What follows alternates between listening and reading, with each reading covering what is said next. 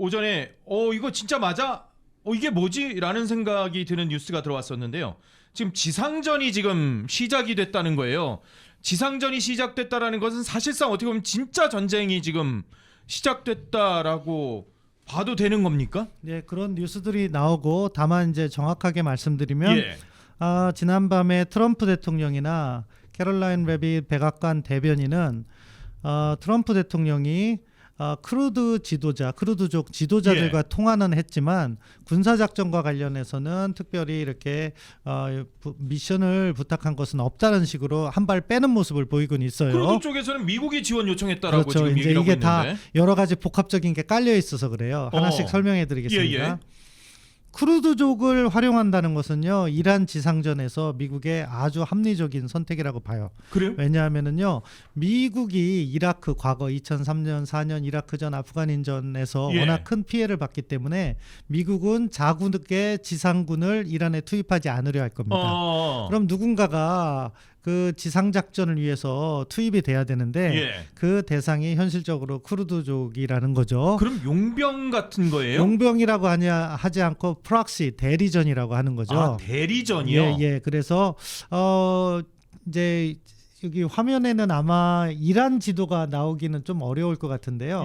저희가 또 금방 찾아요. 찾아서 올려주세요. 제작진분들이 지금 찾아서 올려주십시오. 지도. 화면 오면은 제가 더 잘 설명을 드리겠는데. 근데 이 크루드족이 왜 갑자기 나온 거예요? 저 사실 크루드족이 옛날에 국제뉴스에서나 봤지 이게 누군지 정확히 모르겠거든요. 크루드족을 설명드리면 사실 크루드족은요 인구가 적지 않아요. 적게는 3천만, 많게는 4,500만 명이 중동 지역에 흩어져서 살고 있어요. 이게 나라가 아닌 거죠? 그렇죠. 그러니까 이 오스만 투르크가 해체되고 그 2차 세계대전을 지나오면서 사우디아라비아 그 각국들이 만들어질 때 크루드족은 자국의 영토를 확보하지 못했어요.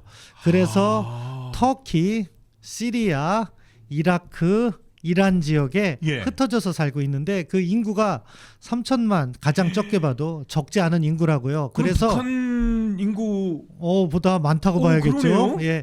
그런데 그 인구가 각국에 흩어져서 살면서 정치적으로 탄압을 받았다고 표현할 정도로 제도권에 전입을 못했죠. 터키는 터키대도 쿠르드족이 독립하는 걸 막았고, 시리아에서는 쿠르드족이 시리아 그 과거 정부를 무너뜨리는데 역할을 했음에도 불구하고 친미 정부가 들어서니까 또 이렇게 약화된 것이고, 이라크에서도 소수족, 이란에서도 소수족. 그러니까 사실은 어떻게 보면은 종족은 존재하나 국가가 존재하지 않는 종족인데요. 지도 준비했으면 한번 띄워주세요.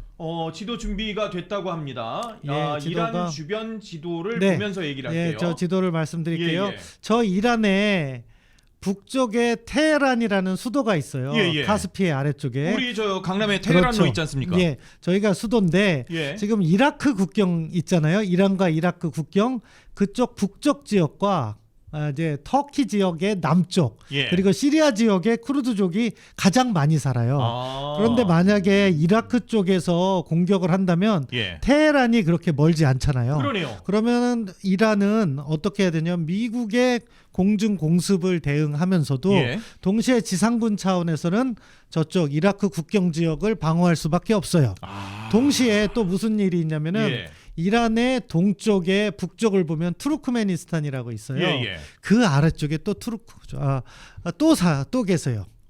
이 종족이 크루드족이요? 크루드족이. 그러다 보니까 그쪽은 아직 군사작전을 시작하지 않은 것 같은데 얼마 전 뉴스를 보니까 미군의 수송기가 투르크메니스탄에 간 적이 있다 하는 이야기가 나오는데 만약에 미국이 계획적으로 서쪽에 있는 이라크 쪽에 있는 쿠르드족 그리고 동북쪽에 있는 투르크메니스탄 인근의 쿠르드족이 동시에 테헤란으로 진격하게 만든다면 이란으로서는 사면초가의 입장에 놓일 수가 있는 거죠.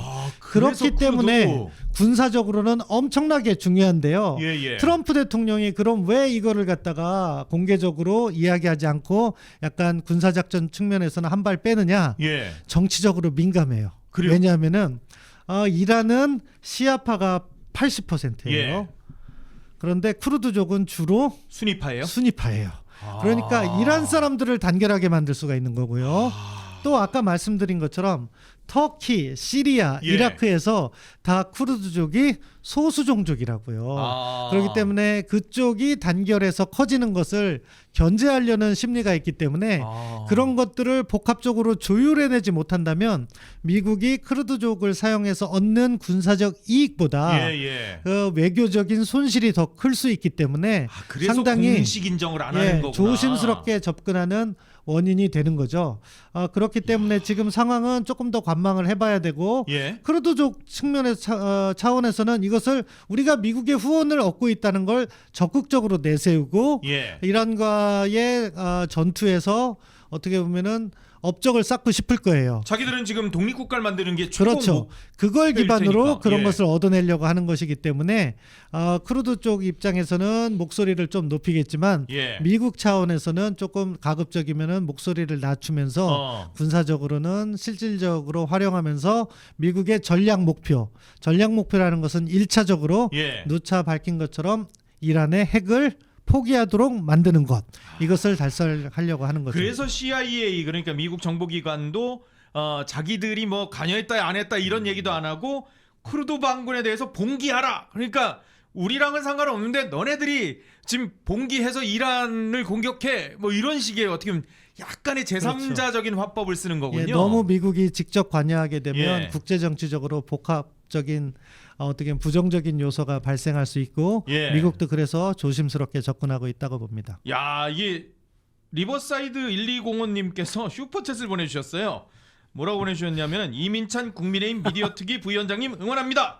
강원도 동지 강대규 변호사 오늘 지금 재판 간다 그랬는데 재판 중에 지금 슈퍼챗을 쏘시는 건 재판을 열심히 하는데 이제 또 그럴 겁니다. 잠깐 짬을 내서 이제 대단하십니다. 강대 변호사님 감사합니다. 고맙습니다.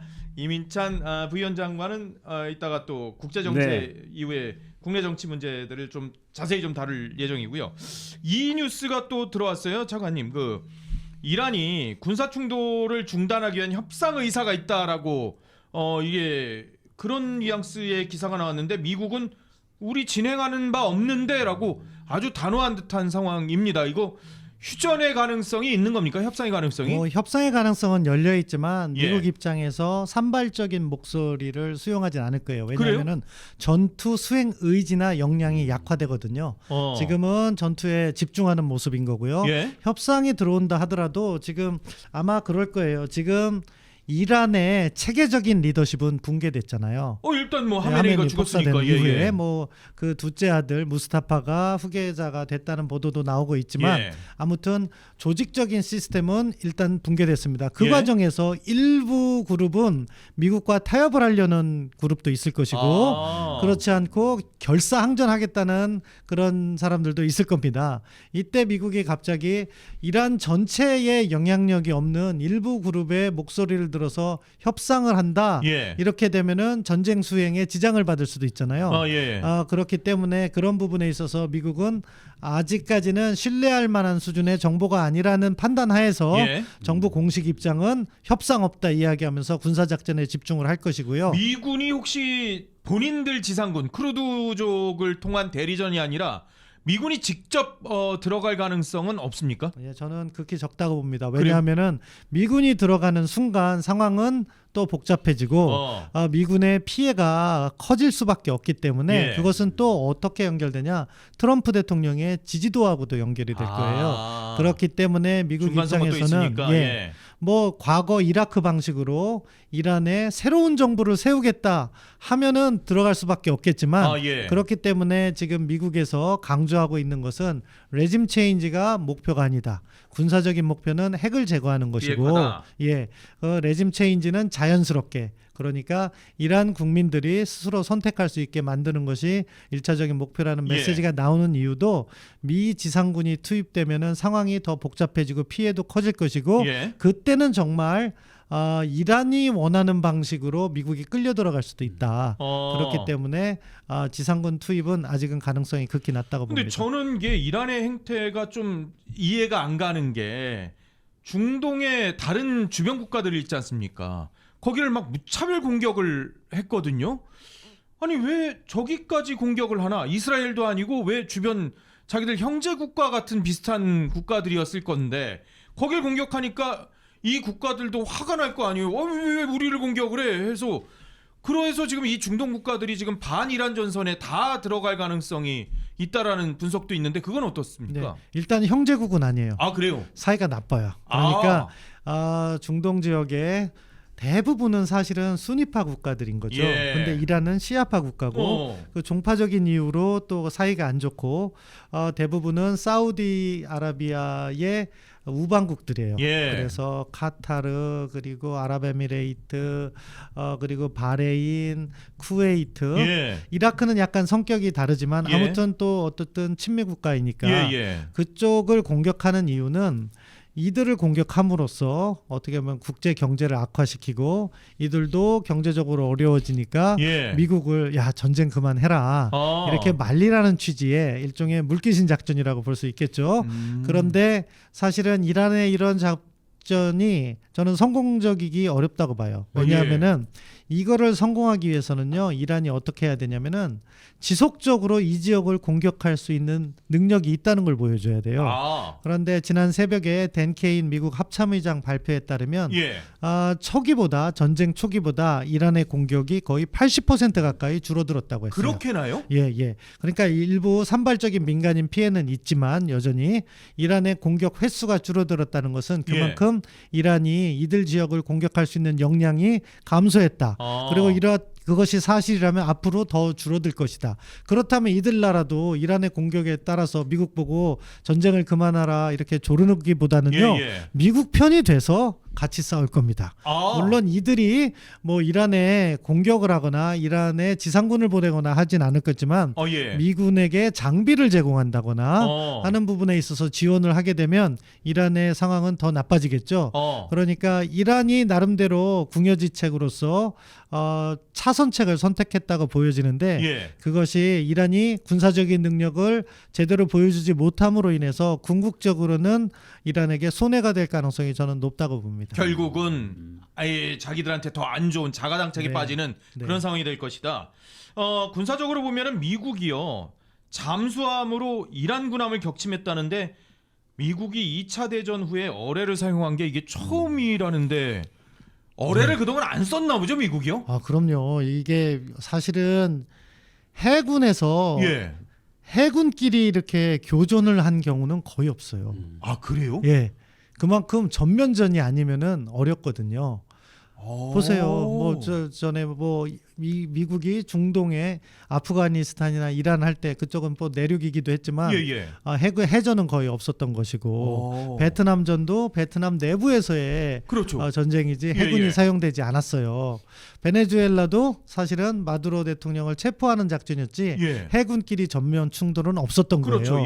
그런데 이란은 해군을 스스로 막강하다고 했는데 이번에 초토화됐고요.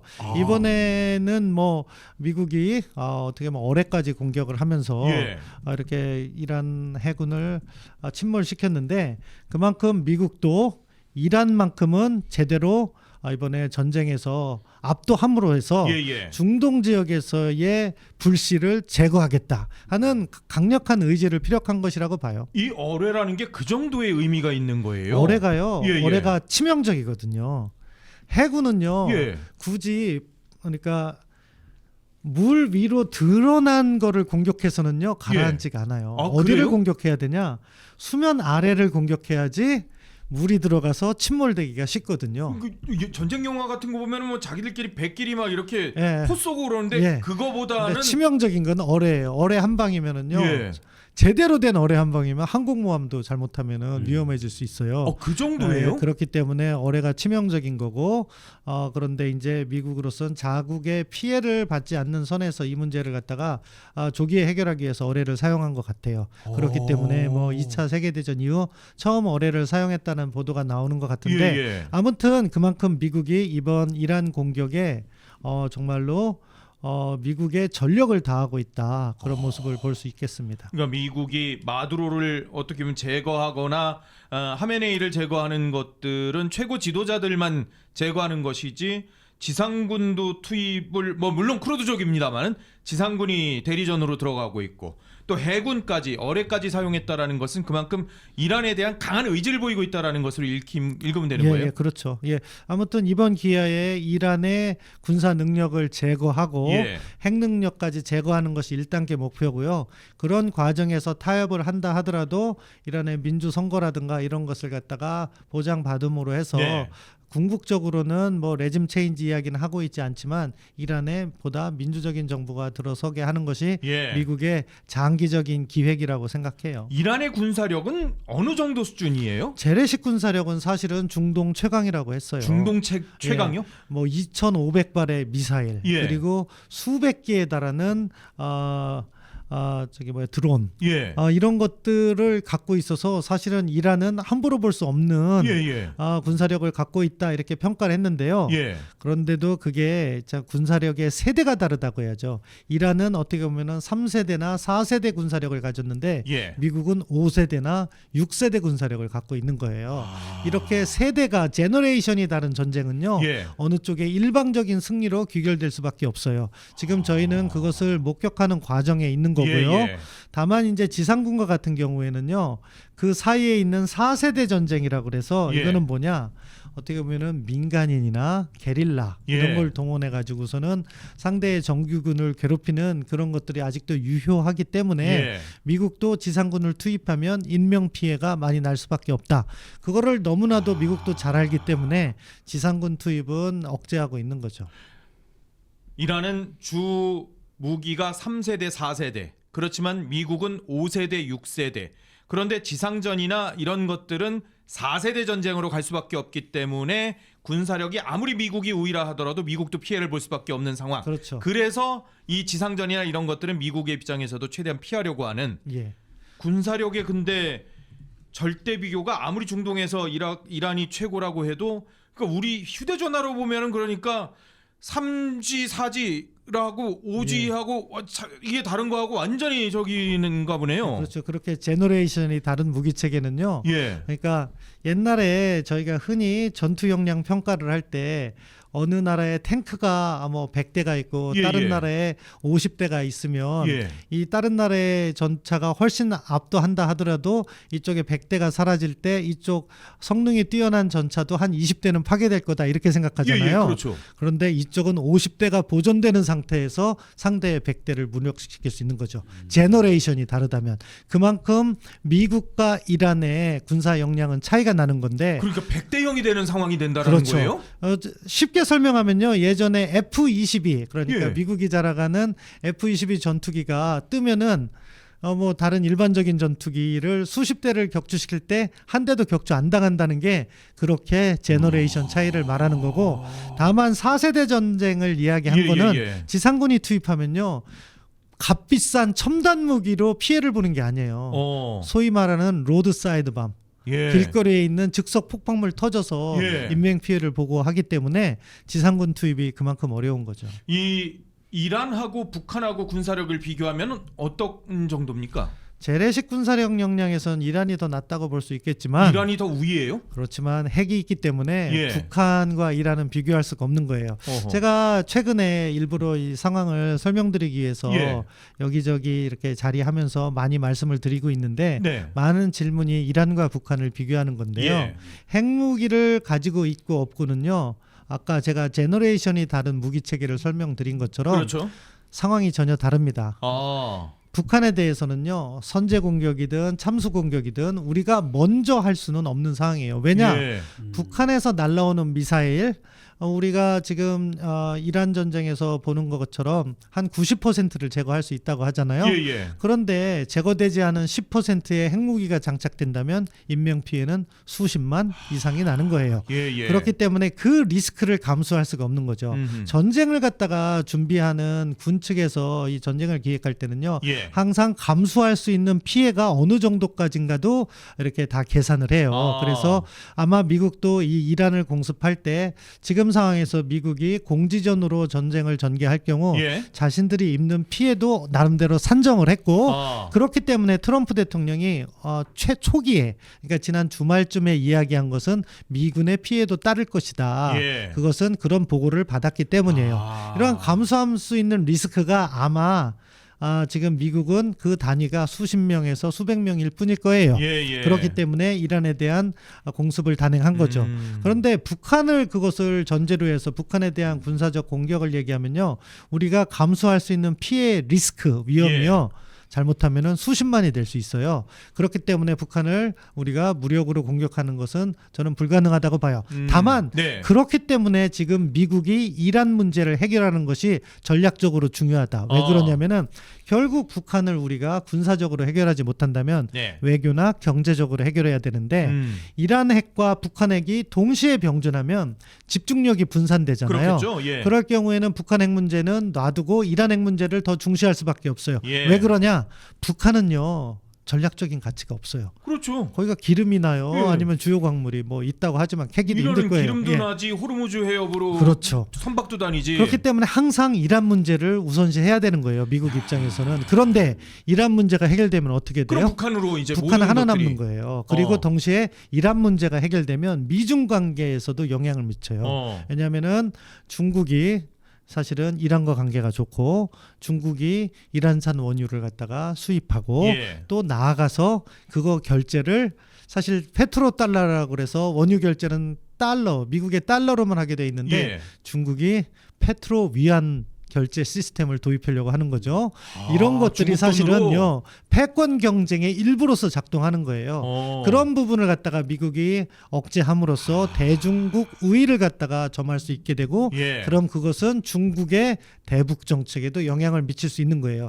이렇게 거시적인 차원에서 문제를 예. 바라본다면 사실은 전쟁이라는 것을 지지할 수는 없어요. 당연히요. 모든 사람들이. 그럼요. 그런데 이미 발발한 전쟁이라면 네. 이것이 조기에 이란이 핵을 갖다가 이란의 핵을 제거하는 상황에서 이 전쟁이 종결된다면 이것은 장기적인 대한민국의 국익에도 도움이 된다. 그렇게 생각합니다. 근데 차관님 말씀을 가만히 들어보니까요. 이게 지금 마두로 베네수엘라도 사실 중국하고의 관계들이 베네수엘라가 상당히 있었지 않습니까? 근데 지금 이란도 결국은 중국하고의 관계가 뒤에 숨어 있다. 그러면은 미중 간에 어떻게 보면 큰 틀에서 본다면 미중 간의 지금 전체적인 힘의 경쟁 관계에서의 이 경쟁으로도 볼 수 있는 상황인데 지금 북한도 어떻게 보면은 중국의 어떻게 보면 영향력 하에 있지 않습니까? 그러면은 이 전체 상황으로 본다면은 그럼 다음 북한인가?